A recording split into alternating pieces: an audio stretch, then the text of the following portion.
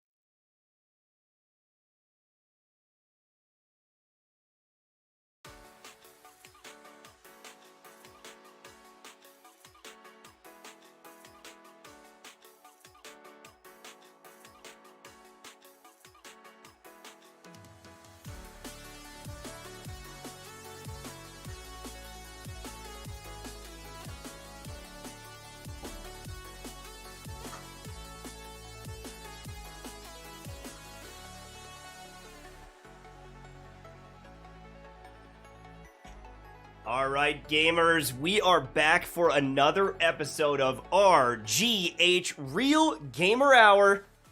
I'm excited for this one. There is a lot of drama in this one, but first let's introduce my boys. Today, we are with KackisHD, True Vanguard, and I am Mtashed. This is the RGH podcast where we talk about all things gaming. Powered by Advanced GG, our sponsor we're going to talk about later on. But first, we want to talk about the big topics in gaming, as well as the drama. Because, Mtashed, man, I got banned on Twitch. There's been more Twitch drama going on. It's kind of crazy, all the stuff that's been going on that platform in the last few weeks. We got a lot to talk about, man. We're so excited. We're going to kick things off by talking about the PS5 reveal.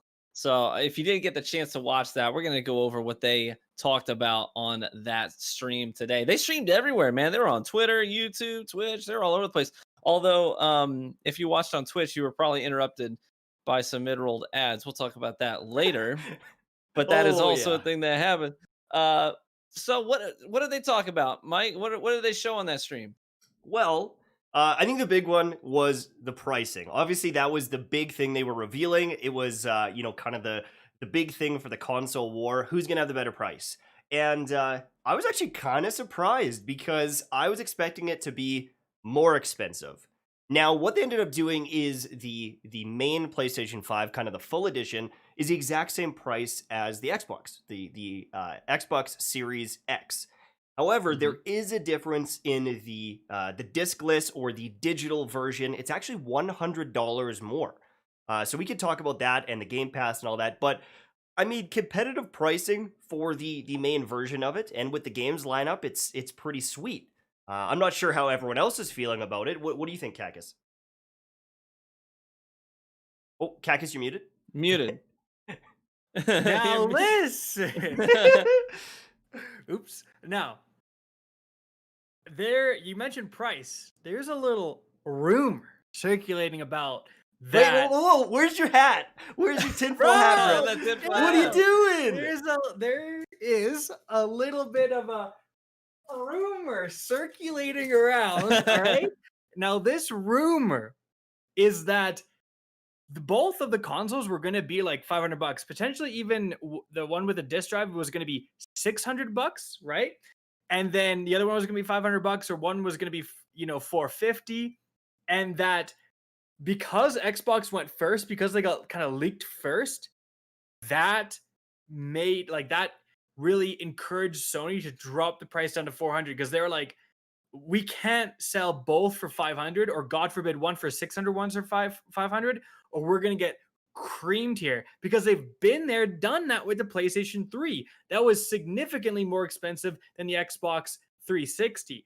So this is crazy to think about. What if it had been reversed? What if Sony had come out first and actually revealed both for $500, or one for $450 and one for $500, and then Xbox comes in, boom, $299, right? Yeah, it crushes it. It's crazy, man. It's like it's a chess match, but who's going to show their hand first, and do you respond to it? Is that really a fact? I mean, that's all it's got to be $100 you can justify. If you're a PlayStation fanboy, you can say, hey, you know what? I'll pay $100 extra.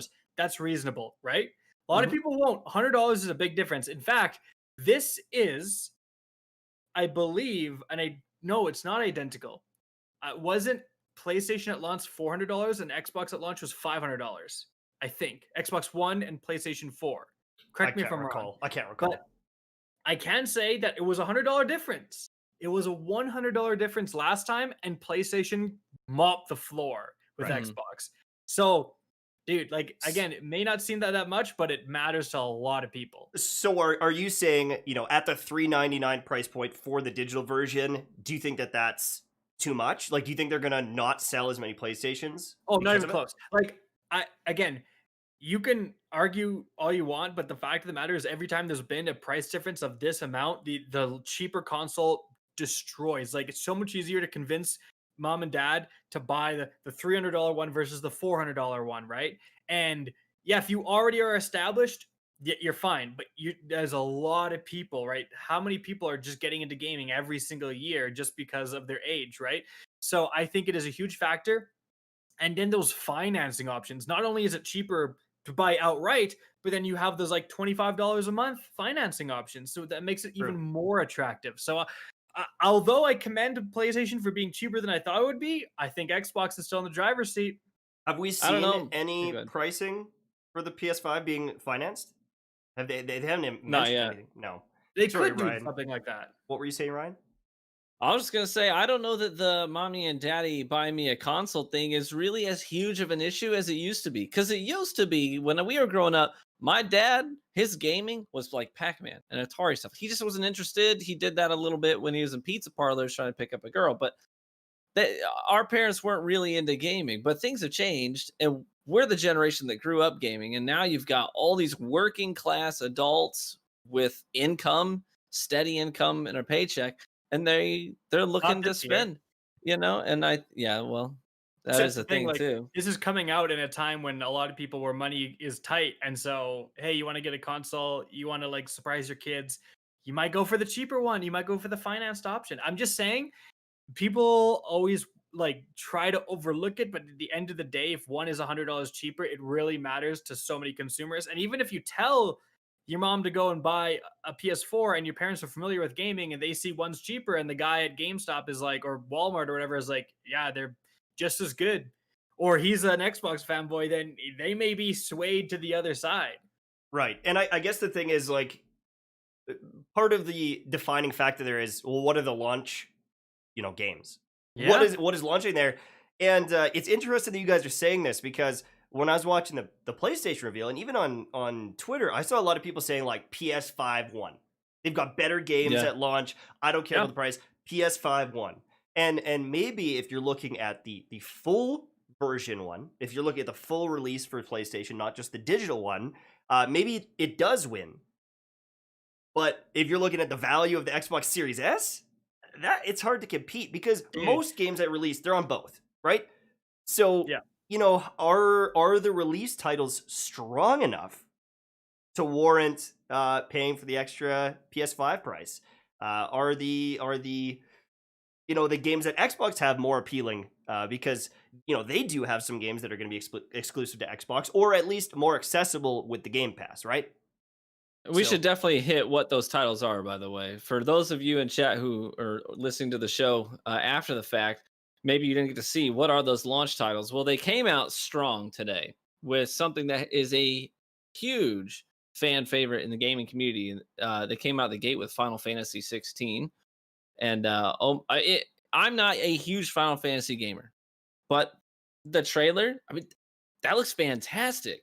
Yeah, I feel like that's how you do kind of an unveiling. Like the way, again, I'm not a Final Fantasy gamer, but even me, I was like, damn, this trailer is still going. Like they're showing like right gameplay. Like it's like, hey, this game, no one even really knew about it. And then it's like, boom, gameplay trailer right out of the busting out of the gate. Everyone's like, like that's and how I am a Final Fantasy guy. So when I saw the trailer, I was actually really excited because a lot of the games recently have been like really futuristic. And this one's kind of going back to the medieval stuff. And so like the art and the style of it, I was like, damn, that looks really good. It got me really excited. And,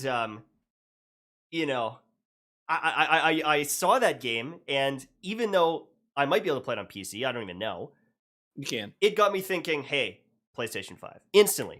That was one of the games. But also, God of War? Ragnarok? Bro, the first one was so good. If they're making another one with the Ragnarok, they kind of hint at it at the end of the game that they released, the most recent one. Now knowing that that's coming for PS5, that's got to be a big seller too. But it's not a launch title, right? And you got to wonder how much that impacts it. I mean, Halo's not a launch title. Infinite's a big deal. Will it still influence people to buy a console? Like, I think the God of War is more like guaranteed to be a good game than like Halo Infinite. People don't know, but you got to think like it's technically not a release date game. And of the release date games, like I was surprised people were like freaking out that much. Like Final Fantasy is really the big one, and then there was like obviously Demon Souls, huge, but it was a remake, right? And so usually those don't have as much pull as like a brand new game. So Godfall was one of them. Like, what are your thoughts on that? Dude, we don't know. We don't know anything about it. Oh, we're gonna talk about this. Let's start with TV though. So people want to accuse me of interrupting you. I'm gonna let you interrupt me. Well, I wasn't gonna say anything. If you're worried about interrupting me, I was listening to you guys. No, I'm just joking. I know, but people just no. What do you know? Like Godfall coming out. You want to know my opinions on Godfall? Yeah. Okay, so here's what I'm thinking. Like, there's gotta be, I don't know. I want to know what's going on behind the scenes. Because everything we've seen about Godfall so far, that looks like, it'll be really fleshed out and, a pretty cool game next summer or spring release or a fall release. One of those. Like, I don't know, man. To have it, I don't know. I think it's too early unless they really need to come out and they need to validate that game before they start bragging about it being a launch title or something that's going to be a PlayStation exclusive in the holiday season. Like, they got to prove that it's worth it. I mean, but Ryan, can they even prove it? We got Destiny on the 10th. We've got, Valhalla on the 10th. We've got Call of Duty on the 13th.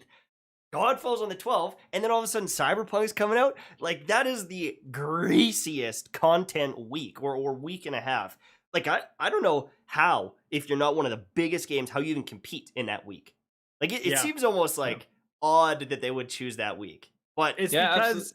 Well, it's because they're getting hella bread from Sony to be a launch title for Sony. Right. Yeah. That's what it's got to be. Fair. Otherwise, there's no reason.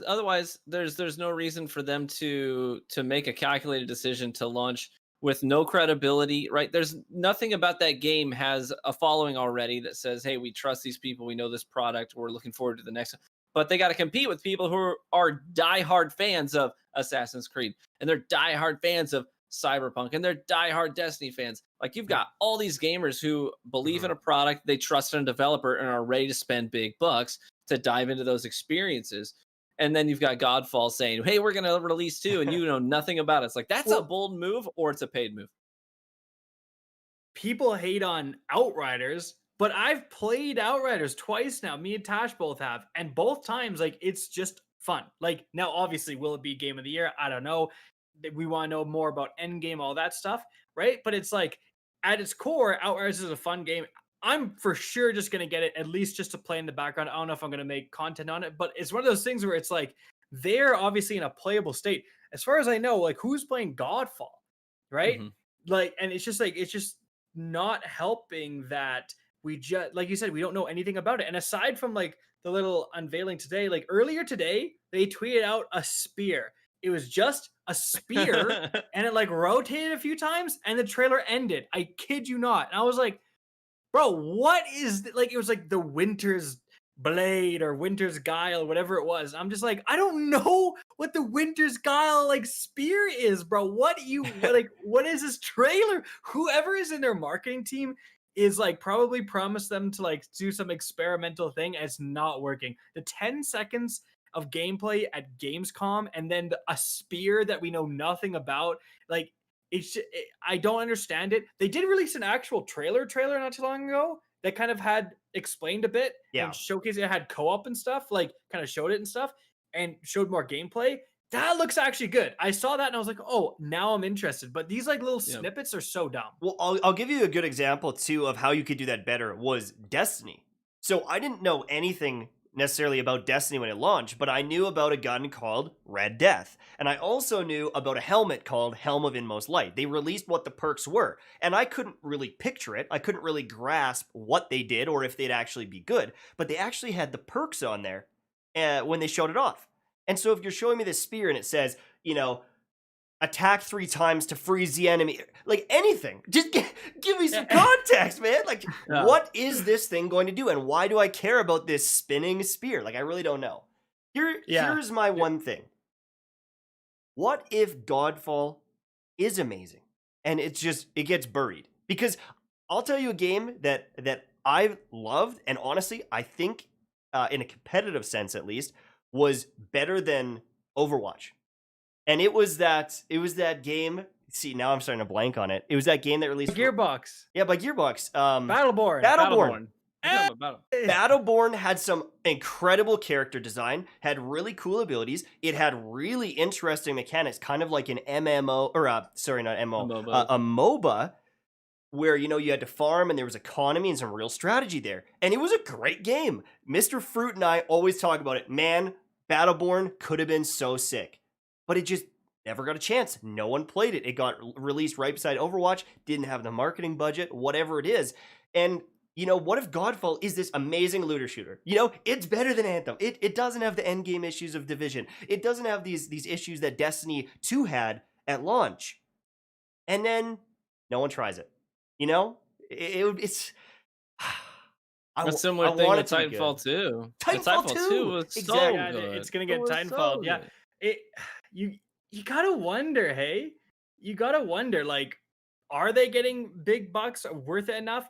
You know what? It's one of those things where it's like they could get buried in the launch week. Like, who's gonna be like, Mom, go get me Godfall instead of the new Call of Duty, instead of the new Assassin's Creed, instead of Cyberpunk? Nobody. You know what I mean? Like, not many people. But just in the nature of launching with a console, you get a lot of hype. Like, how many games are randomly bundled with consoles? You may get the console and get Godfall and another game, Godfall and Assassin's Creed, right? It doesn't matter. And then also you tend to have like a really busy launch window and then nothing. Like, not much is going on until holiday 2021. So guess what? It's spring and you've played Cyberpunk 25 times. You might pick up Godfall. You know what I mean? Like, stuff like that. Yeah. So you never know. Like, with I think a launch is a little bit different than just like randomly coming out one year. You know what they should do? They should put it in the PlayStation Plus collection. Yeah, that might be a play to say, you know what? If you get PS5 on launch, you get the PS Plus collection. By the way, they did talk about that on the stream as well. The PS Plus collection it's sort of like, I think it's their response to the Xbox Game Pass, but it's just a whole bunch of great titles that are classics on the PlayStation. What if they start adding some of those games that maybe they might get buried? Be like, put Godfall on the list, man. Dude, 100%, 100%. But I think it's time to talk about The drama, dude. Is it Speaking time? of which, the Is it guy time? beside, I think it's this way. The guy beside me is yeah, like is there a platform you're not banned from? Like basically everywhere PlayStation was streaming from is somewhere you've been banned. I mean, I'm at this point. I've been banned from YouTube. Now I'm banned on Twitch, Oh my and god, dude. you I've know, been on Twitter, but I'm holding Kackis, you these gotta step up, dude. Dude, I'm trying to hold these criminals, these cyber criminals together. You guys are just like getting banned left and right. Dude. I'm the only one, like, I'm the only wholesome one here. okay. Yeah. You know, it's crazy too because the YouTube ban back in the day, it was so stupid. It realistically should never have happened. Again, it's one of those things where with any sort of context, or if they didn't just have a bot going, that's against the rules, I wouldn't be banned. You know, I got banned on YouTube for facilitating the purchase of an illegal good because I'm not even gonna say the word, but it mellows you out. It's in a drink. I'm not even gonna say it because I don't want to risk YouTube. It's legal. Right. It's legal. It's a where legal you thing. live and most, like a lot of Yeah. places. And the thing is you can only purchase it where it is legal. If you try to purchase it somewhere else, it locks you out. So how am I facilitating the purchase of an illegal good if it can only be purchased legally? That just doesn't make sense. And so I actually got 2 bans for that. They reverted the one, but I now have a permanent strike. And so typically, when you get a ban on your account on YouTube, you get a warning, and they say, hey, don't do that again. But I got 2 of them, back to back on the same day. And so I got the slap on the wrist, and then the next one is a week ban. So I got banned for a week on YouTube, even though they reverted one of them. So they're like, oh yeah, we were wrong. Now on Twitch, there was no slap on the wrist. You just gave me the week ban. Now, depending on what you do, there's different durations. You know, you can get 2 days, you can get 1 day. You can be super toxic or show your boob on stream and get 1 day, or 0 days. So or actually. 0 days. What on God's earth did you do to get banned for 7 days for Right? a week? So you're It's got to be real toxic. How Here's the many thing. boobs did you show? Bro, Like, be honest. I had my balls out, bro. I was dangling. No, but you would think if Mtashed is getting banned for a week, he must have done something really bad. And I'm not going to meme. I'm not trying to, like, I guess maybe I'm making light of it, but I literally got banned for being wholesome. I literally got banned for being Canadian and, like, I honestly think doing the right thing. And I'm going to be honest with you, before I fully reveal this, if I had the choice to do it again, I would. Every single time. So, I mean, that's a lot to unpack. Let me get into it. But I essentially got banned. Sponsors. I'm just kidding. Yeah. Let's talk about sponsors. I got banned for promoting and featuring a banned content creator.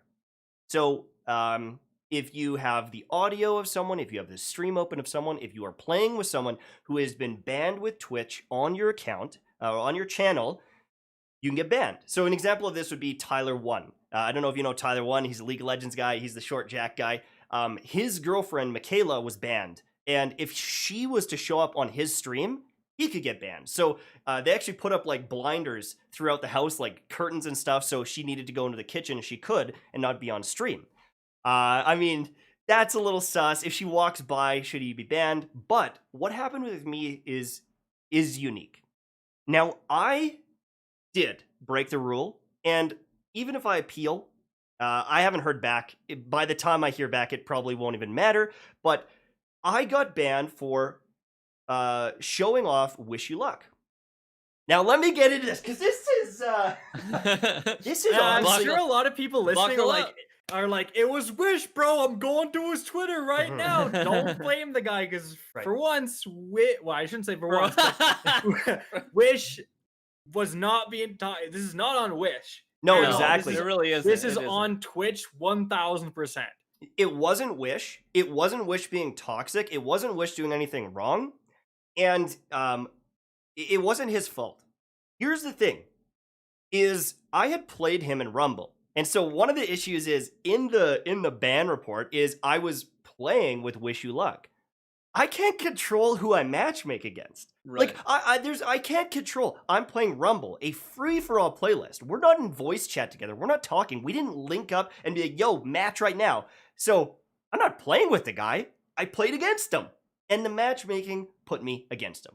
So scary, because this means, like, think about the repercussions. This means that if you randomly match in a game of Warzone with Dr. Disrespect and you're streaming, you have precedent to be banned now. This is Twitch did this. This is not made up. This people should be freaking out about this. That's insane that they use that as like a reason.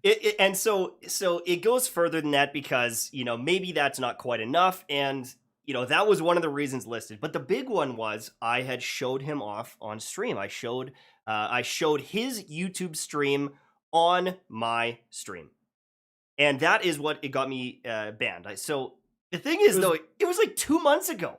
So someone went back, found the VOD or found my YouTube video, said, hey, and reported it. So it was either someone who doesn't, really doesn't like me at Twitch. It's, maybe another Destiny podcaster that got banned on Twitch that's, reporting me. Who knows what it could be? But someone went back with a bit of a vendetta against the Mtashed man and reported it.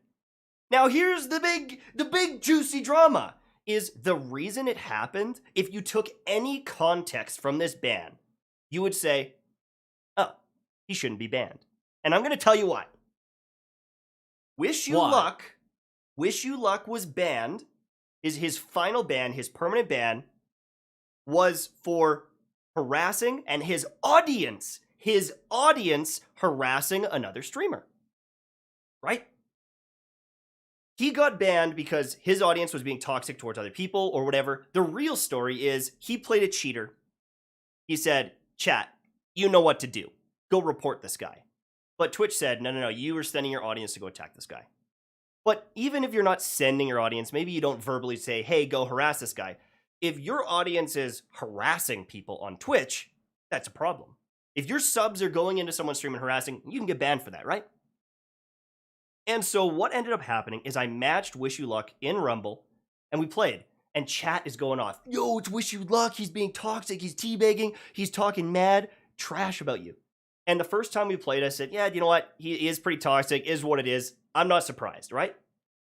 But after stream, I went back and I looked, and he didn't say anything. He had nothing rude to say about me. And so chat had bugged him.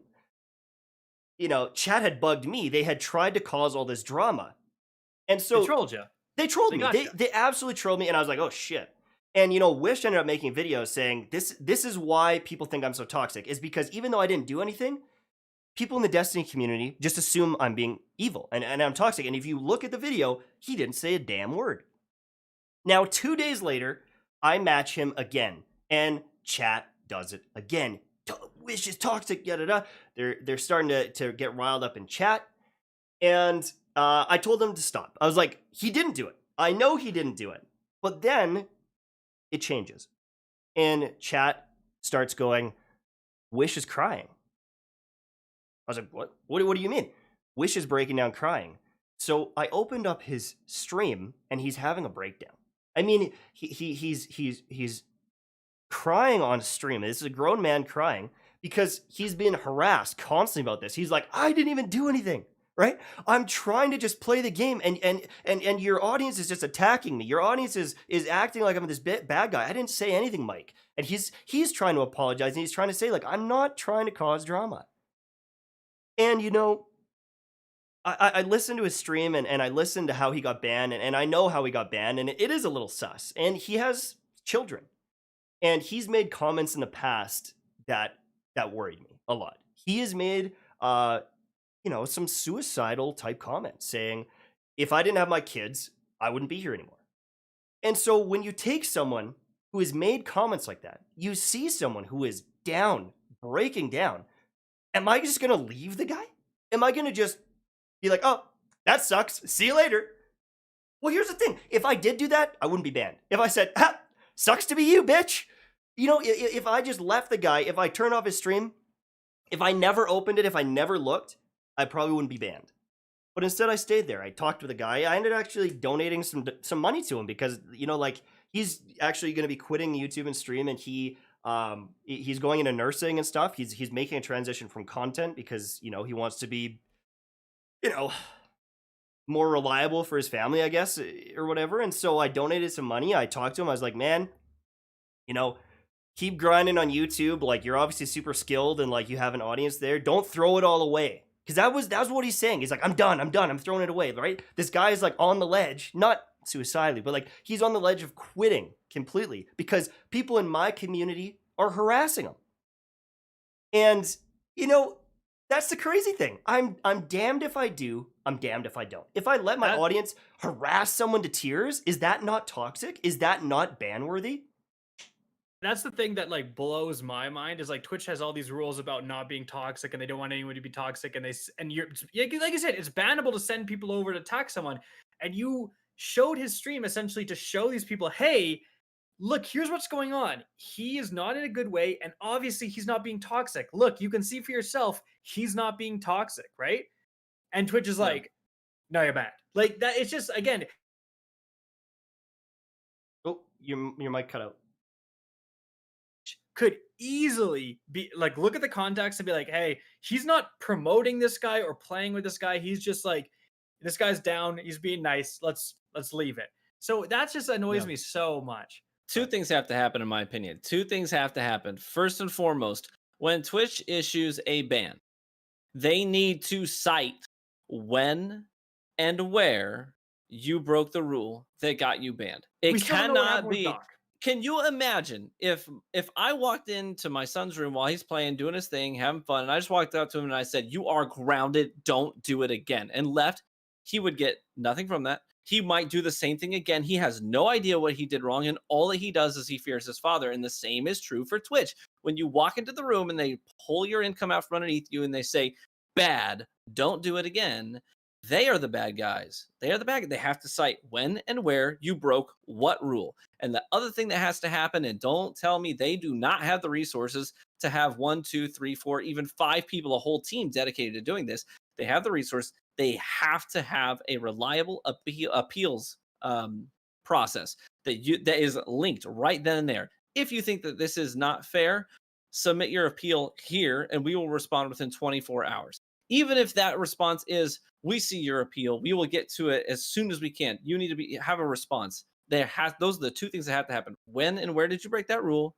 And they have to have an appeals process that is reliable. And you'd think these multi-billion-dollar companies would be better organized, but like it recently came out. We talked about this earlier. Like there's a big YouTube drama about like showing a fake video of these like it's a staged video of these people in like a SpongeBob outfit came and beat this guy up like a fake punches, and it got reported for critical for like outrageously violent content.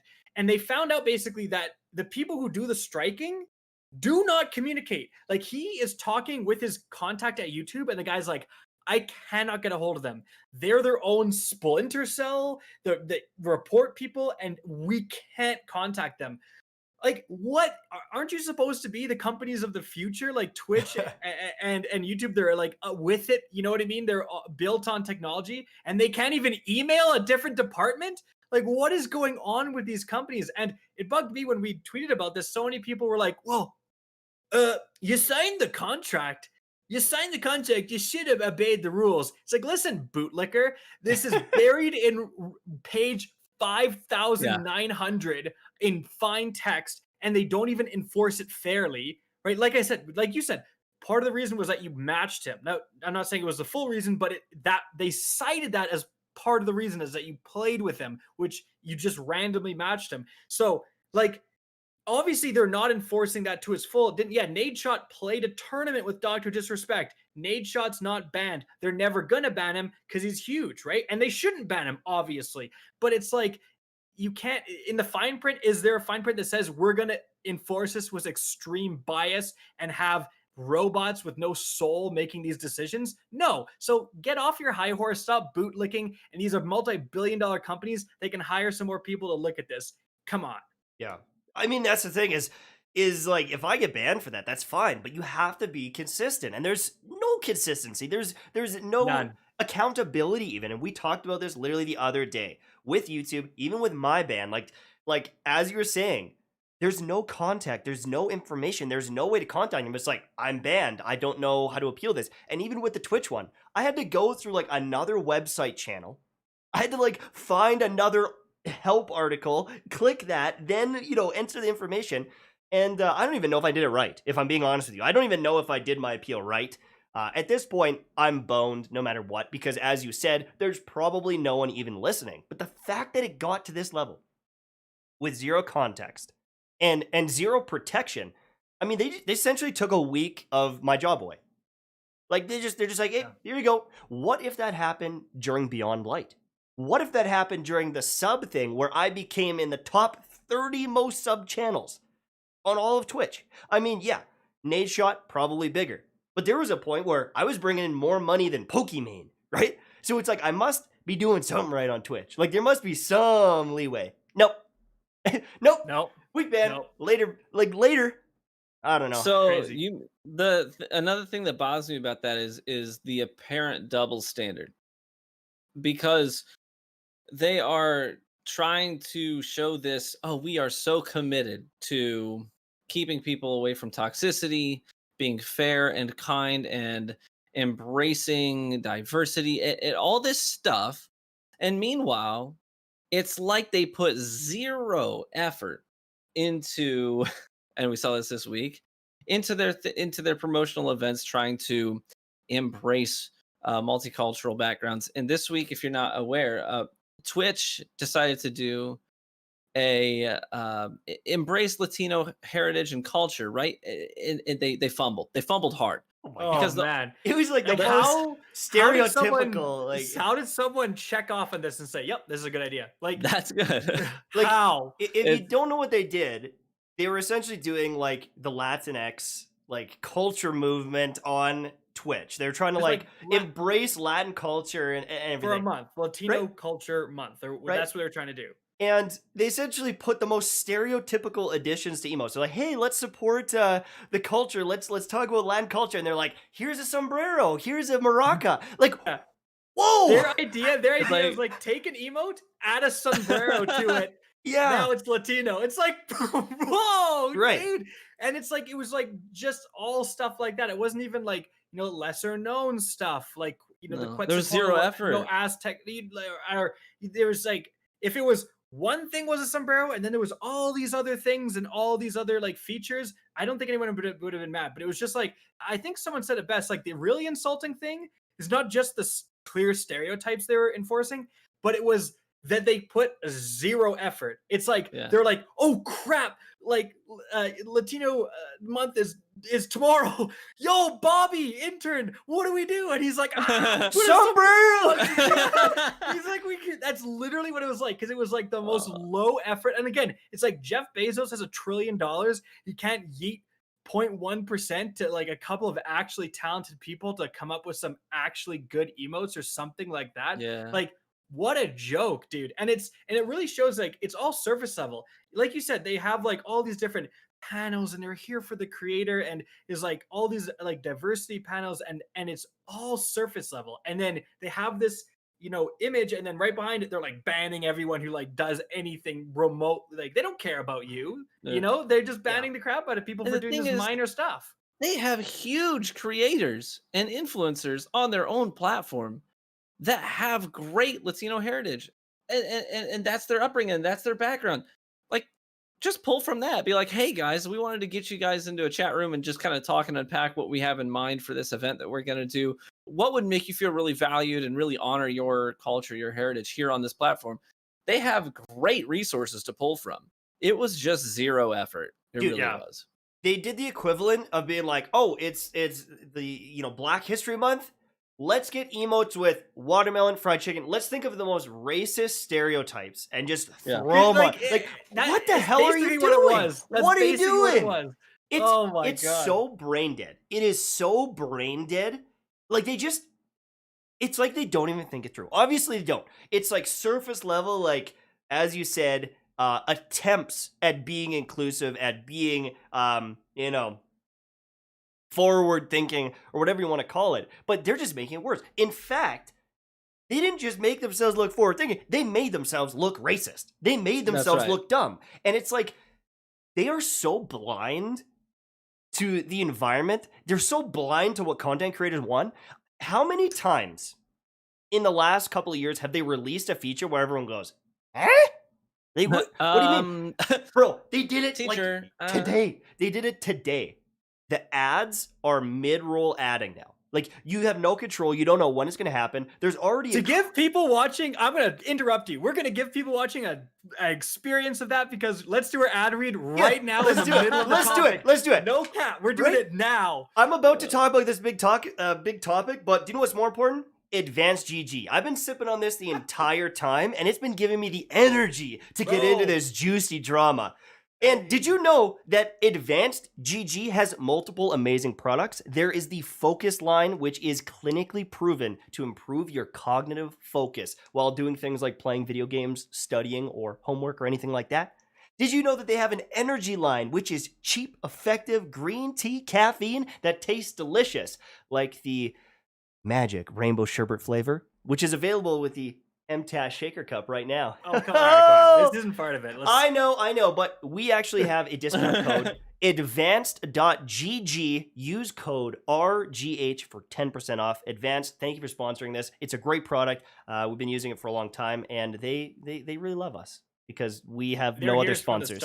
They're here from the start before RGH existed. Even if you don't like sponsors, like, you gotta admit, like, they sponsored us before we existed. Like, that's a pretty OG. That's about as OG as you can get. Yeah. And again, code RGH supports all three of us. Yeah, so it's a joint thing. You can help out the stream. Now, back to our regular broadcasting. Can you imagine how disruptive that is? It happened. Yeah. It happened today during the PlayStation event. They were talking about the brand new Harry Potter game. They're like, "Welcome to Hogwarts," and it cuts to an ad. It cuts to an ad. Yeah, that was terrible. Right? This is a game people are anticipating. The game looks sweet too. I know, honestly. It looks so sick. Like it. And then it comes back and it's like, "Enjoy Hogwarts and beautiful graphics," and it's like, I missed the entire. You became a meme that everyone said you would be. Right? They became a meme in less than 24 hours. Everyone's like, "Oh, imagine if this happened." It happened the very first day, bro.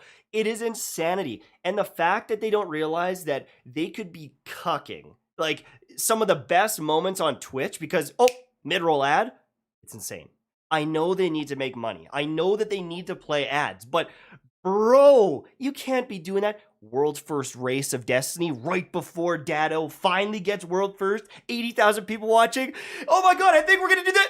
Now, we're going to look at Tide Pods. Second. Yeah. Here's the thing. I have said this time and time again. The magic of live streams is the organic moments that come out of them. It's not the 8-hour stream. It's not. Yeah. It's really about maybe 3 minutes tops in that 8 hours of these moments that are purely organic that make your chat feel like they were a part of something really special. And so the chances, and it's not just about probabilities. We learned this today. It will happen. There are streamers who will lose magic moments with their community over mid-roll ads. They will lose magic moments that will become iconic for their channels, iconic for their growth, iconic for their character, iconic for their communities because of mid-roll ads. 100%. Like, just even think of, like, you're watching Warzone, you're watching any of the battle royales. It's, squad versus squad for the clutch ad roll. Now, the difference, like, people need to understand, like, this is so much different than, like, random ads, because I know there's going to be people being like, "You guys put ads in your YouTube videos." It's no different. The difference is, like, if you make a YouTube video, it's not meant to be live, right? It's meant to be its own product. It's meant to be on its own. It's very different. Like, you've already edited it down and you can choose where you put those ads, right? Yeah. So you're not just being really, like, interruptive. Like, if you're watching a YouTube video, you're watching that and you can rewind, you can do, like, all this stuff. If you're watching Twitch, you're watching it because it's live, because it's happening right now. And you just have an uncontrollable ad. Like, that's so different than someone saying, "All right, I'm going to play some ads. I got to go to the bathroom. I got to do whatever." Like, that's fine. Or it's on a schedule. That's fine. That's the streamer's choice. But, like, there's just so many different pieces of live stream content that would be ruined if an ad came up in the middle of it. It's just crazy, like, how they thought this was a good idea. It doesn't even have to be the big events too. Like, even as you were saying, like, people are playing, like Warzone, right? You get your loadouts and stuff. It's a simple thing, but, like, that crate drops and you miss the whole process of, like, them getting the crate and getting their their What loadouts loadout and was all he that, using? right? Yeah, like what are you Like using? they like, what is he using? Oh, I just missed that, and now I have to go back. Like it's so stupid. And Yeah. someone actually mentioned it in chat. You know, they're not even really incentivizing to play the ads because I can't say the exact number. I can't do it. It's in our contracts. I mean, maybe I should leak it anyways because I'm banned Just leak anyways, it to right? me, and I'll That say, 'cause I'm But not, I'm not the contracted. CPM or the cost per 1,000 views or whatever it is, cost per mil. So it's like maybe a fifth, maybe even a sixth, maybe an eighth in some cases of what YouTube pays. And so it's like, why the hell am I going to play not just like a quick 15-second skippable ad? Because sometimes YouTube ads are like quick, short things you can skip, right? When So the Twitch majority plays are an like ad, it's pop-up like things. Twitch ads are like, here is 60 seconds of why you're Yeah. gonna buy a Mazda. And it's like, all right, here is 30 to 60 seconds of why you are going to watch The Boys on season Amazon. 2, Right? if you Yeah. don't, we'll find you. It's like, And you can't skip it. chill. You can't skip it. You can't do anything about it. And you get peanuts. Like, we're talking the ad revenue on this is so abysmal compared to YouTube. It's like, well, why would I do that to my audience? They're going to miss the moments. They're going to It's be probably annoyed, because- right?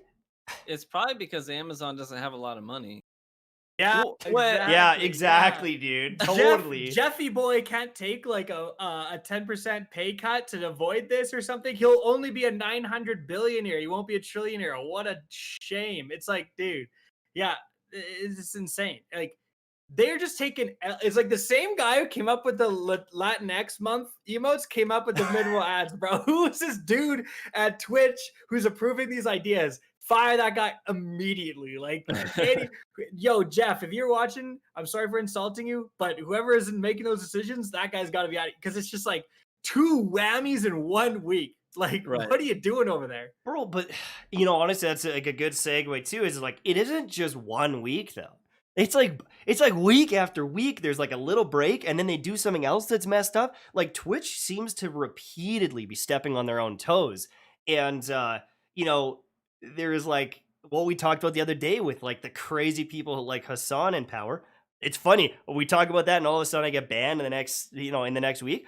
Honestly, though. I know. Put your tinfoil hat on. I don't want to be that guy. Does Hassan have a friend that saw that and he's like, give him a There's 1 no week. way. Give that him a one. guy Give him a who's 1 that week. high up would have connections in Twitch. No way. I mean, it's dude? We talk about how much of a dirtbag Hassan is, and someone goes back like 3 months and looks in your VOD. That's as you'd say it Among Us. That's sus. It's so sus. That is sus. It's so sus. AF, bro. Yeah. Like, come on, Twitch. Get your ducks in order. Come on. Hassan's calling in one last favor, I guess. Apparently. Like, come on. And like, who knows? Maybe I get banned again the second I get back because they're like, oh, you played the Dr. Disrespect Gillette song on your stream a year ago? Here you go, another ban. You can't play Warzone because you could match Dr. Disrespect and you're screwed. Seriously. Like, I don't know. Meanwhile, other platforms, they're not sitting idly by. I mean, Twitch is having fumble after fumble after fumble.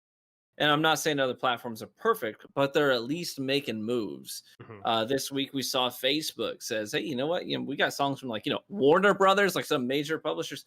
We've got some copyrighted music that our creators can now use in their streams, And we've seen a number of big names making transitions to Facebook gaming and also YouTube.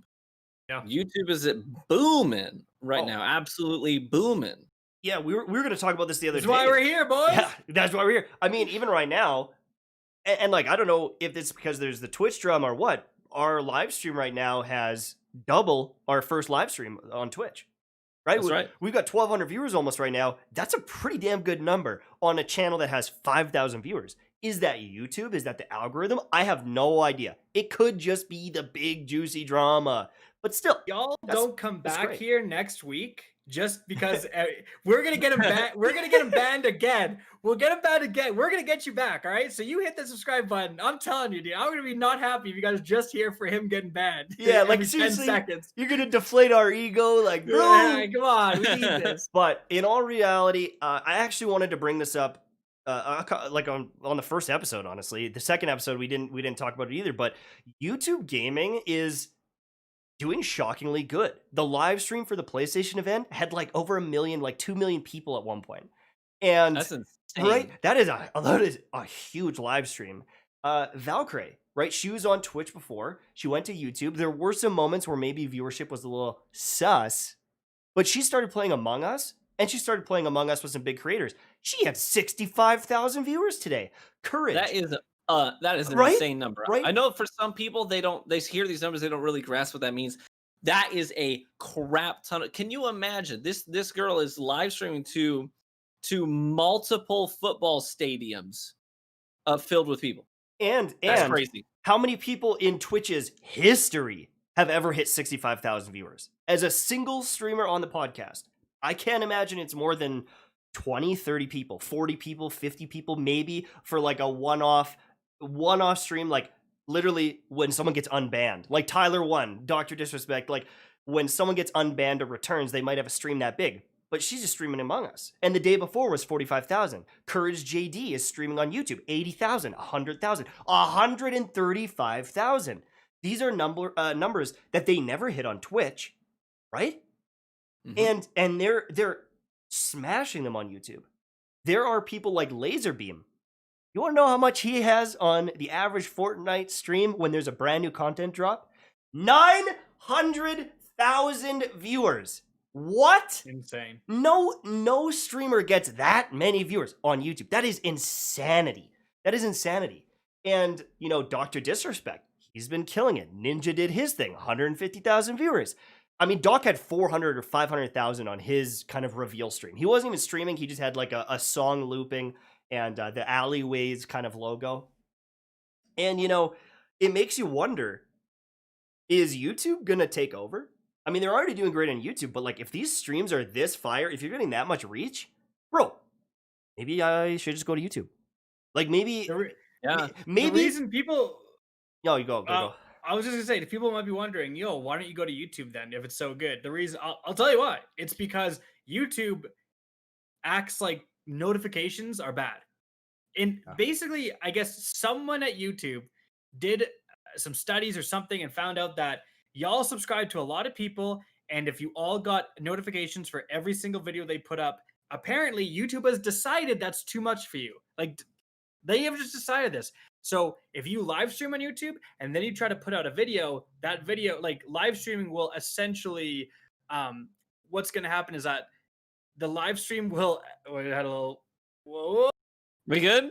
Essentially, you live stream, then you put out a video, YouTube will notify less people of that video because it's already notified people of that stream and vice versa.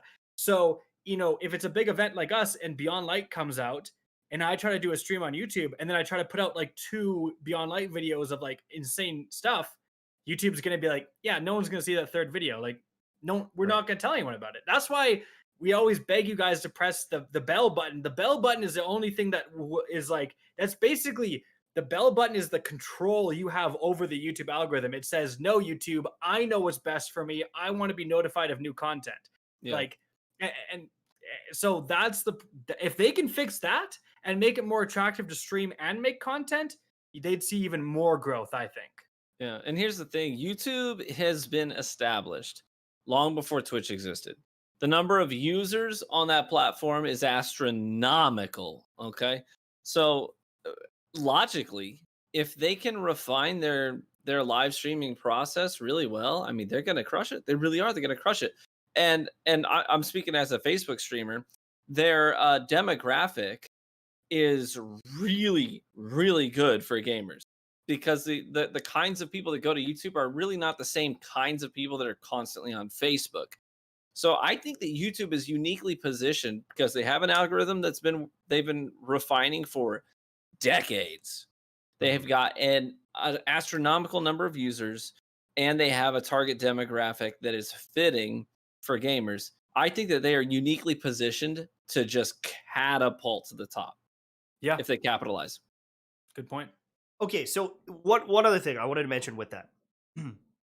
So there was kind of a meme when we started covering Borderlands, and there were some content creators that got the game before us, and there was literally in the first 2 to 3 days, there was a couple content creators that were posting a video every 2 hours, even 1 hour. And I can understand that probably the notifications maybe got, stifled a little bit, like what Kackis was saying. Maybe there's less notifications. But I have a question for you guys. If the hype is there around your brand, if you are, someone like Courage or Valkyrie who's getting those really good views, does it matter? Do those notifications really matter? If you're live streaming and the algorithm is pulling people in, I mean, right now our live stream is doing awesome and we have no following. So if you're Valkyrie, you're Courage, you're streaming, you're getting 70, 80,000 people, does that not way out benefit the notifications? Like maybe because they're live streaming, there are so many effing people that are finding them because of that it far outweighs notifications. I don't know. I don't know. But 100%, you stream a lot. I make a lot of like standalone content. So like it's less attractive to me. I don't want to screw over my videos. You could be the opposite. You're like, I'm not as much into videos as streaming. So it's always give and take with any system. Now, the last thing I think we need to talk about is, just before we end here, D2 is finally fun this week. And I was kidding, not actually finally fun, but D2 is popping off a little bit because they just decided. Do you guys remember when there was that glitch where they made it so that the Nightfall accidentally had double loot for Warden of Nothing. Warden of Nothing. That's the only time I've done Nightfalls. Now, guess what? Do you want to know who made a video that did pretty well that said they should do an event like this? Bingo. Yo, boy! So if you're enjoying this week, you're welcome. Hit the bell button for me. I'm just kidding. But in all seriousness, I think there was absolutely a lot of feedback from people when that mistake happened who said, holy crap, this is fun. I'm sure Bungie saw the numbers go through the roof, and so now they're doing it again. So this is a great idea. This is like, and it begs the question. It's like you have a lot of dead time, especially when you have a delay. There definitely wouldn't be as like, hey, it'd be launching next week if there wasn't a delay. Next Tuesday, this upcoming Tuesday. But you do have these dead times. It's like, is it a good idea to fill it with this stuff? And I think it is. Like, imagine this concept applied to so many other things. Hey, you get double legendaries this week. I still need a good last hope. I'm still looking, right? Oh, yeah. You get double resources. You get double legendary shards. You get double whatever. Just have these random weeks throughout the year where, hey, you know what? If you're still playing our game, if you're grinding, you're going to be even more rewarded. And I think that's the best kind of FOMO. Yeah, and let me ask you this, Kackis, as a PvE sweat lord, is it a good idea for people who are trying to gear up to raid week 1 when the new content drops? Is it a good idea for them to stock up on masterwork materials? Let me tell you, coming from a PvE sweat lord god to a PvP scrub who doesn't even have year 2 taken armaments, I will tell you that it is. If you're watching this, there is like literally no excuse not to grind because it's importantly not just for Grandmaster. If you could do Grandmaster, it's the most lucrative by far. But the match-made difficulties, Bungie was smart enough to have some match-made difficulties of Nightfall over the Ordeal. So if you go to like the level 901, 950, whatever it is, that's the highest one that's match-made, you're still going to get a pretty good exotic farm in. Yeah. It gets still worth it for you. So it's just great for the entire community right now. Yeah, and that's the thing. Great way to gear up, by the way. Is like awesome way. What is the player base of Trials on the weekend? Like 1% of the player base? Put double rewards in there. Put triple rewards. Maybe people would actually play it. Dude, right? Triple token Trials, baby. Once a month, triple token Trials. Swords disabled. Yeah. Well, and then just go for it. Dude, that would be bonkers, man. Here's the thing. With Destiny, there is no economy in the game. There's no trading, right? If I have a God rolled spare rations, it doesn't hurt you necessarily unless we're in PvP. A lot of the gear, a lot of things we find is for PvE. And so if you're farming for exotics, if you're farming for Ascendant shards, that doesn't hurt anyone. Yes, if I have all masterwork gear and you don't, I will have better stats. For sure. Absolutely. But come on, bro. Like, this is not a game where they need to be limiting our stuff. I've had more fun in these Nightfalls than I've had in ages playing any sort of PvE content because it's really, really rewarding. And it's like they don't want people to quit because they get all the stuff. But it's like, well, I'm going to quit. But that's why they cap the Ascendant shards. You can only have 10 in your inventory, and you can only have 10 in your Postmaster. If you try to get more, they will not drop. So like for me, I've had to infuse basically every exotic I have, even if I don't like it, just essentially to turn 3 shards into 1 shard so I can keep getting shards. So you're talking about like, yeah, what is Bungie afraid of? You playing the game a lot and then masterworking all your stuff? Oh no! Like your stuff is already masterwork. Oh no! You're having so much fun that you're telling people about this amazing stuff. Like, oh no, you got all this cool stuff that you want to show off to your friends. Oh no, that's the thing. And there's actually a big talk from some of the developers of Diablo back in the day. And there's also a really good talk about the Path of Exile developers who kind of elaborated on that further. You either are going to get people who beat your game and quit and they go unsatisfied because they're annoyed, oh, no loot's dropping, or they were going to quit your game anyways, but they leave super satisfied because a game like Destiny, you know, eventually people are going to run out of stuff to do. Like right now, it's a pretty dry period, but they can either leave super satisfied and super hyped, or they can be like, this is stingy. I'm really sick of this game. I never get anything that I want. What is better? What is better? And it just doesn't make sense, especially because there's no economy. In RuneScape, in World of Warcraft, with trading, all this stuff, if you're just handing out mounts and rare gear and tanking the economy, okay, there's going to be a problem here. People who worked really hard for, a sword that's worth a lot of money, if you just hand that out and you tank the economy, that ruins their experience. That shit's not happening. If I have 50 Hollow-Fired Hearts, if I got 50 Transversive Steps in my inventory, who cares? That's for me. Right. I want them. I'm looking for the best one. Masterwork something once. It's like, yeah, you can get a cracked roll and masterwork it, and then you will have a discernible advantage over someone who just got it from the collection. But Nick, all you're doing is like giving those people who don't usually get to masterwork it a chance to masterwork it. And it's just but you know what? Let's not focus on why this doesn't happen more often. Let's focus on why it is happening. It's a good idea. It should be applied to more. They've already done triple valor a bunch of times, but like you get the valor rewards haven't changed in like since Destiny 1 came out, basically. So like let's focus on the triple trials loot is a great idea. Double raid loot, right? Double raid loot. Yes, I want to see the numbers because I haven't seen them lately. I want to know what percentage of the population is currently raiding. Because I was just talking about this actually on stream today. I was like, man, I can't remember the last time I did a Last Wish raid, and that raid's really cool. I would love to have a reason, something that just like you said, it's not going to break anything. It won't break anything. The only thing it's going to do is make more people play your game. If you start saying, hey, we're going to do double drops in Last Wish, people are like, oh, I never got my 1,000 voices. Why not get a group together and just bang it out, We did that last night with you, Ryan. We went and got that chest because you're missing one of the taken mods, right? So it's like, right. If you get double rewards, you're going back in.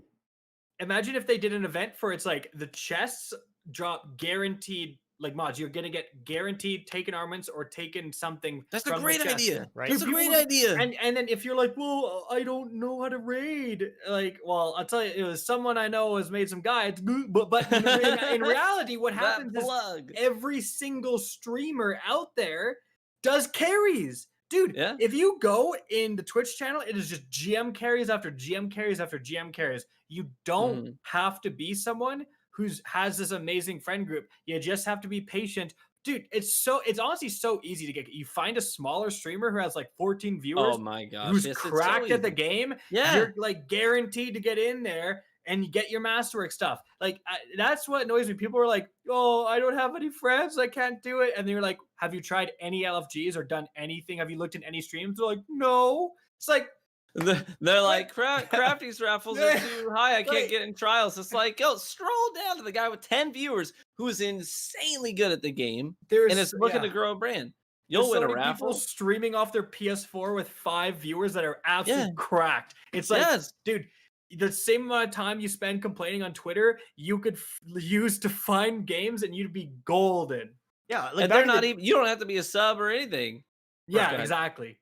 I mean, back in the day when the raids first came out for Destiny 1, That's how I found all my raids. And like I wanted to make a video on the raid. I had to go find an LFG team because I didn't have the clout yet. I didn't have any audience to just be like, yo, everyone jump in my lobby. And Dude, it was so easy to find people. People are just lazy. They're so lazy. Like sometimes, like let's say we're not saying, hey, it's all your fault. There's gonna be toxic LFGs. We know, and it's gonna be crappy. You just have to persevere, dude. When this is, I have to tell this story really quickly because people are probably gonna be salty. It's like, oh, Rick Kackis said it's my fault. The LFGs are toxic. No. Listen, I'm telling you, we know they're toxic. Here's a story about how toxic they are. When my team we were the only team that beat Crown of Sorrow in that 24-hour completion period when the modifier was up in the world. No one on Xbox, no one on PS4 except for us. So we were the only 6 people in the entire world who had the emblem, the 24-hour emblem. Someone from my group tried to find an LFG just to do some stuff, to get some loot, and the LFG said no to him. They said, no, because you don't have enough completions. You have to have like 20 completions, and he had like, 15 or something. And he's like, I have the emblem. I was on the only team in the world that beat this with the challenge modifier, and they said no. They're like, nope, you don't have enough completions. So trust me when we say we know how toxic these LFGs are. That's like the most insane story I've ever heard in my life. Like that shows you what types of places these are. But you got to get lucky once. You got to find a good group once, because guess what? You can add all those people from that group, and you get to keep playing with them. It's not like the people you play in LFG with are gone forever after. So keep that in mind too. Yeah, and say you jive with one person. Add that one guy, yeah. You Start add that building a one group. guy, and it's the same thing for PvP, because I tell the story a lot on stream. I remember back before I had any clout, no, established community or anything. I was just trying to start making videos. I just played PvP a bunch in the smaller playlists like Skirmish back in D1. I lived in Skirmish 3v3. And what happened was I continually matched a couple of players that day after day. We would just be playing at the same times before work. Jack Tatty, Battle Ready. I still remember their names. I would just constantly play against them. And eventually we were like, hey, we should team up sometime. GG's. I play you all the time. We just exchanged some messages. I added one of them. Then I added the other one of them. We had a skirmish team. We scrimmaged people. We scrimmaged against, you might not even remember, like back in the day, some OG clans like Incinerate and Invigorate. Like, oh, yeah. And that's how we got started. That's how I started my brand, was just because I was playing the game and adding a couple of people here and there until I just had a group of people. So I was able to access some other activities that were otherwise unapproachable to me. And really, you just have to put yourself out there sometimes. And I mean, if you're going to do it, now is the time. As we kind of said, the loot is incredible for Destiny with the Nightfalls, and it's super worth it. But I think we've talked about it enough. This is a pretty big episode. We talked about the PS5, some really exciting stuff with the games, the launching, the console war kind of thing is going on. Crazy. But it's a good time for gamers. It's a really good time for gamers. There's the Call of Duty Alpha is on PS4 this weekend. Probably going to jump in and play that, right? Oh, you going to jump in? Quick scope. Oh, yeah. And I also want to say, as we're going off, like, thank you guys so much for tuning in. Like, we're just getting started. Be sure, like I said earlier, hit that bell that tells YouTube you're in charge, not them. And we're planning to do a lot of fun stuff. We're going to be introducing channel memberships, so you're going to have like little emotes and stuff. I'm sure all 3 of us are going to put our own like conflicting emotes, and we can choose who to rep. And then those people are going to be submitting, like, we're going to start to have like questions at the end of the podcast, just a little bit and stuff like that. So we got plans, and we want to include you guys watching. So thank you so much for being here. Yeah, we want to definitely do some like more interactive things, especially if you're going to take the time to watch us live.